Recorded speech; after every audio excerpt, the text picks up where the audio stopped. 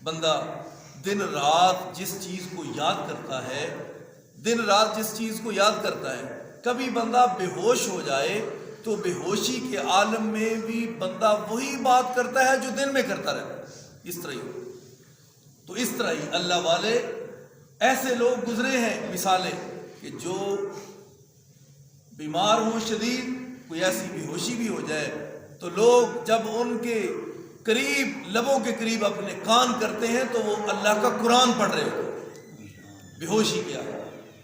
تو اس لیے جب بندہ جائے، آخری وقت ہو، قبر میں جائے، تو اس وقت بھی زبان پہ وہی اللہ اور اس کے رسول کی سوال و جواب ہوں تو پھر کیا ہی بات ہے۔ اور وہ اس لیے تب ہوگی جب بندہ دنیا میں رہتے ہوئے ایک چیز کو بار بار پڑھتا ہے، پھر پڑھتا ہے، صبح بھی وہی کام، شام بھی، دن بھی، ظہر عصر مغرب عشاء، وقت ہر وقت کام ہی، ذہن ہی ادھر ہے، تو پھر انسان کو کبھی وہ سبق بھول سکتا نہیں، قبر میں بھی یاد آ جائے تو کبھی یاد کیے ہی نہیں۔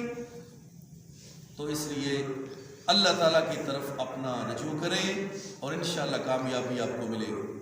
وما انزلنا علیک الکتاب الا لتبین لهم الذی اختلفوا فیہ، اور نہیں نازل کیا ہم نے آپ پر اس کتاب کو مگر اس لیے لتبین لهم الذی، تاکہ وہ چیز ان پہ واضح ہو جائے جس چیز کے بارے میں یہ اختلاف کر رہے ہیں، جھگڑ رہے ہیں۔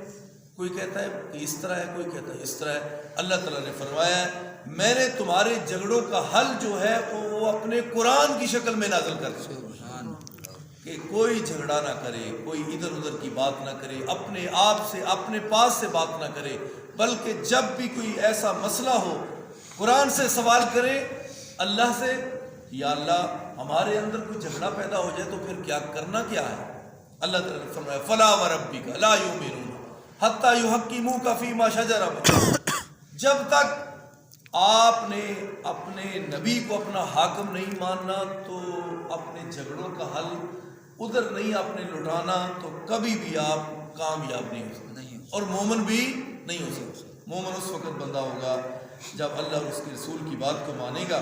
اس لیے اللہ تعالیٰ نے فرمایا میں نے قرآن مجید کو نازل ہی اس لیے کیا ہے میرے نبی صلی اللہ علیہ وسلم جن میں یہ اختلاف کرتے ہیں ان اختلافات کا حل میں نے قرآن مجید اس لیے نازل کیا تاکہ اس طرف رجوع کریں اور اختلافات کا حل قرآن مجید سے ان کو مل جائے۔ ادھر قریب آ جائے، نماز پڑھ لیں۔ فہدم و رحمہ، ہدایت بھی ہے قرآن، نمبر 2 رحمت بھی ہے، کن کے لیے؟ لقوم یؤمنون، اس کے لیے جو قوم ایمان لانے والی ہے، ایمان والوں کے لیے یہ کتاب ہدایت بھی ہے اور رحمت بھی ہے۔ اس لیے پتہ ہے چلا کہ ایمان کا ہونا ضروری ہے، ورنہ کافر بھی تھے، وہ کہتے تھے، کچھ ایسے کہتے کہ آپ نے کچھ غلاموں کو اندر چھپایا ہے، عربی اجمی لوگوں کو قصے کہانیاں ملا کے آپ نے یہ قرآن بنا لیا۔ تو اللہ تعالیٰ نے جن کو ہدایت دینی تھی وہ اپنی چارپائی سے گھر سے اٹھے، صحن کعبہ میں آواز آ رہی ہے، گھر میں ٹکرا رہی ہے کہ آقا کریم علیہ السلام بیت اللہ میں اللہ کا قرآن پڑھ رہے، اٹھے سیدھے بیت اللہ کے غلاف میں آ کے چھپ گئے، رہ نہ سکے تو سوچنے لگے یہ کوئی شاعرانہ بس کلام ہے، یہ ایسی باتیں بنائی ہوئی ہیں۔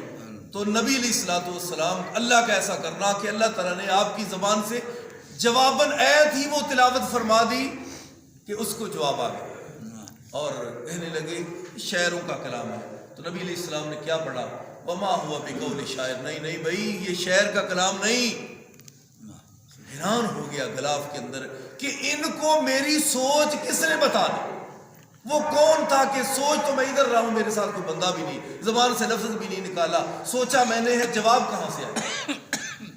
تو پھر کہنے لگا اچھا شعر کا نہیں تو کسی کاہن کا ہوگا، نجومی کا ہوگا، جن کو لوگ جاتے میرا ہاتھ ویکھی ہے لکیراں تے ویکھ میرے ہاتھ وچ قسمت میری لکھیا کی وہ تیری یہ 2 شادیاں یا 3 نہیں، وہ بھی ہمیں ٹرک لائی جاتی، یہ کنے دس دیتا ہے۔ لہذا پتہ یہ لگا کہ ہر لکی چھپی چیز نو جانن والا کون ہے؟ اللہ۔ اے لکیراں لکوراں جنہیں بخائیاں نہ جا کے کسی 40 دن تک اس بندے دی کوئی نماز روزہ قبول کوئی نہیں، جس نے کسی نے آخر میری قسمت معلوم کر، ٹیوے لگانے والوں کے پاس نہیں جانا، کسی نجومی یا کاہن یا جادوگر کے پاس، بے دین کے پاس، جاہل کے پاس نہیں جانا۔ اللہ والے جو نیک بندے ہیں، جو قرآن و حدیث کے مطابق بات کرتے ہیں، بس ان کے پاس جانا ہے کہ وہ قرآن کی کوئی آیات پڑھ کے تمہیں پھونک مارے، اللہ شفا دے دے۔ دم کروانا سنت ہے، لیکن دم بھی قرآن و حدیث والا، اپنی مرضی کا نہیں۔ لہذا اس لیے سوچا کہ کس نے بتا دیا، اچھا شہر کا کلام بھی نہیں، کاہن کا بھی نہیں، تو پھر یہ کلام کس کا ہے؟ تو اللہ تعالیٰ نے آگے سے پھر اور ایک آیت سامنے کر دی، اِنَّهُ تَنزِيلٌ مِّن رَّبِّ الْعَالَمِينَ، یہ تو اللہ نے اپنے نبی پہ نازل کیا۔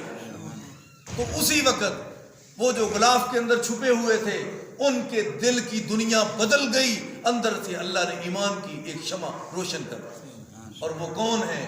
وہ جناب حضرت عمر فاروق ہے رضی اللہ عنہ، جو غلاف کے اندر کعبۃ اللہ میں چھپ کر یہ باتیں کر رہے ہیں، اور اللہ جواباً آیت نبی علیہ السلام کی زبان سے تلاوت کر رہے ہیں۔ اس وقت سے ہی اللہ تعالیٰ نے وہاں رحم کرم کر دیا، اور ان کو اندر ایمان جو ہے وہ شروع ہو گیا۔ اس لیے قرآن ہے ان لوگوں کے لیے جہاں کوئی قطرہ گرتا رہے، ایک دن ایسا آئے گا وہاں انگوری ضرور ہوگی۔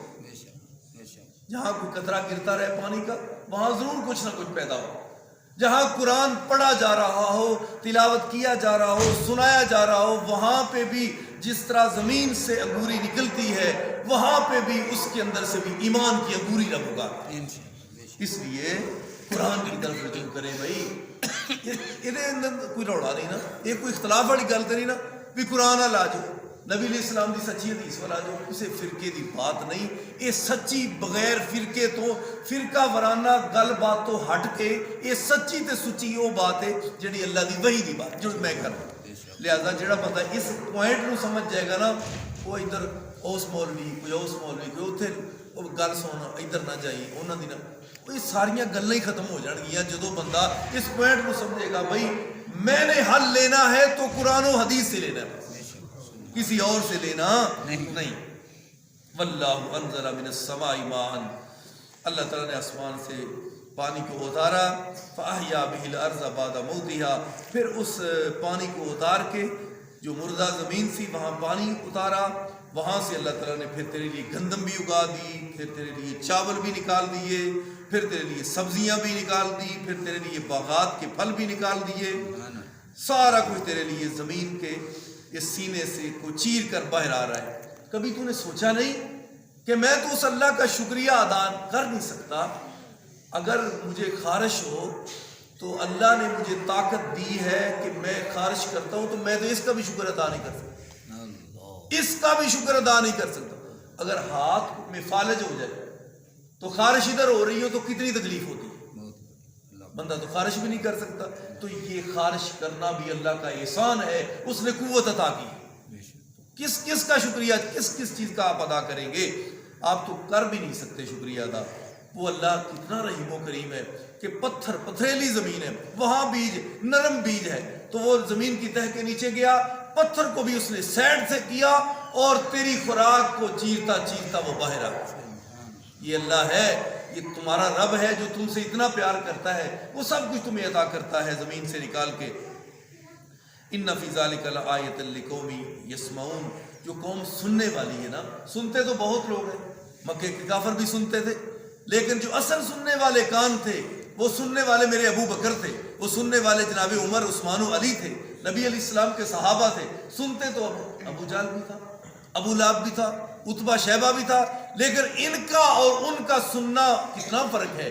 ادھر انہوں نے صحیح سنا، دل و جان سے سنا، تو اللہ نے ان مردہ دلوں کو زندہ کر کے ان کی عظمت اور شان کو کائنات میں بلند کر دیا، اور ادھر نہیں سنا نہ سنا کر دیا، اور انہوں نے صحیح پہچانا ہی نہیں، تو اللہ تعالیٰ نے کائنات کے بدترین جہنم کے ایسے عظیم ان کو کافر بنا دیا۔ ابو لہب سگا چاچا ہے، چاہیے تو یہ تھا نبی علیہ السلام کا رشتہ دار نہیں، جنت میں جانا چاہیے، لیکن کیا وجہ ہے؟ ایمان نہیں، تو ایک کوڑی بھی اس کا مل نہیں، قیمت نہیں، ردی کی ٹوکڑی۔ لیکن ایمان کی دولت اس کا انشاءاللہ اس کی قیمت ہے۔ اللہ تعالی ہم سب کو اسلام اور دین اور اس کے احکامات پہ صحیح دل و جان سے اللہ مان کر پھر اس پہ عمل کی اللہ توفیق عطا فرمائے۔ جس طرح اللہ مردہ زمین کو زندہ کرتا ہے، اس لیے قرآن و حدیث کامیابی کا زینہ ہے، کرینہ ہے۔ ہم سب کو چاہیے کہ ہم قرآن و حدیث صبح صبح یہ بات سنیں، قرآن و حدیث کی 2-3 آیات کو سنیں، ترجمہ تشریح، انشاءاللہ سارا دن فریش۔ مومن کا ناشتہ یہ ہوتا ہے قرآن و حدیث کا۔ مومن صبح اٹھتا ہے، کتنی مومن کی اچھی بات ہے، اٹھتا ہے صبح، جب وہ آنکھ کھلتی ہے تو فوراً ہی دعا پڑھتا ہے، الحمدللہ الذی احیانا بعد ما اماتنا والیہ النشور۔ موت ایک نیند ہے، نیند بھی ایک بہت چھوٹی قسم ہے اس کی، تو اللہ کا شکر ادا کرتا ہے۔ اللہ تیرا شکر ہے کہ جس نے دوبارہ مجھے زندہ کر دیا، تو تیرا شکر ہے، الحمدللہ الذی احیانا بعد ما اماتنا والیہ النشور۔ تو اس کے بعد شیطان کی گرہ کھلتی جا رہی ہے، پھر وضو بناتا ہے، پھر مسجد کی طرف آتا ہے، تو شیطان کا مکمل ساتھ صبح ہی ختم ہو جاتا ہے۔ لہذا کتنی برکتیں ہیں دعا پڑھنے میں، وضو کرنے میں، فجر کی نماز پڑھنے میں، پھر صبح قرآن بندہ پڑھتا ہے مومن صبح، تو پھر مزید اس کا ذہن فریش ہو جاتا ہے۔ مومن قرآن سنتا ہے، اللہ نے فرمایا غور سے سنو، وَإِذَا قُرِئَ الْقُرْآنُ فَاسْتَمِعُوا لَهُ وَأَنصِتُوا لَعَلَّكُمْ تُرْحَمُونَ، تاکہ تم پہ رحم کیا جائے۔ غور و فکر سے قرآن کو سنو، چپ چاپ ہو جاؤ، کوئی بات نہ کرو جب قرآن پڑھا جائے۔ تو لہذا قرآن پڑھنا سنت ہے، سننا فرض ہے ہم پہ، کہ قرآن کی تلاوت ہو رہی ہو تو اللہ کس لیے سننا ہے؟ رب نے فرمایا میں چاہتا ہوں تم پہ رحم کر دوں، میں چاہتا ہوں تم پہ رحم کر دوں۔ قرآن سننے سے اللہ کی رحمت آ جاتی ہے، فضل ملتا ہے، برکت آتی ہے۔ غور سے جو قرآن پڑھتا ہے تو انشاءاللہ اللہ کی رحمت آ جائے گی، اور اللہ تعالیٰ کی طرف سے مہربانی بھی آ جائے گی، ہر چیز میں برکت بھی آ جائے گی، گناہ کی معافی بھی ہو جائے گی، انسان کو ایک لین جو صراط مستقیم وہ بھی مل جائے گی، جو برائی ہے وہ انسان اس سے دور ہوتا چلا جائے گا۔ اللہ تعالیٰ اپنے نیک بندے کو ہی، مومن کو ہی بچاتا ہے برائیوں سے، بے حیائیوں سے، پھر اس کا دل چاہتا ہی نہیں کہ میں اس برے کام کی طرف جاؤں، اس کا دل چاہتا ہے کہ صبح میں نے اچھے کام کیے، اس کے بعد بھی میں اچھے کام ہی کروں، میں نیکی کی طرف ہوں۔ سارا دن آپ ورد و وظائف کریں، سبحان اللہ پڑھے، الحمدللہ پڑھے، اللہ اکبر پڑھے، استغفر اللہ پڑھے، لا حول ولا قوت الا باللہ پڑھے۔ اگر چاہتے ہیں کہ میرے تھوڑے رزق میں بھی اللہ برکت عطا فرمائے تو سارا دن درود شریف پڑھ دیں، انشاءاللہ برکت ہی برکت آئے گی۔ آخر دعوانا الحمدللہ۔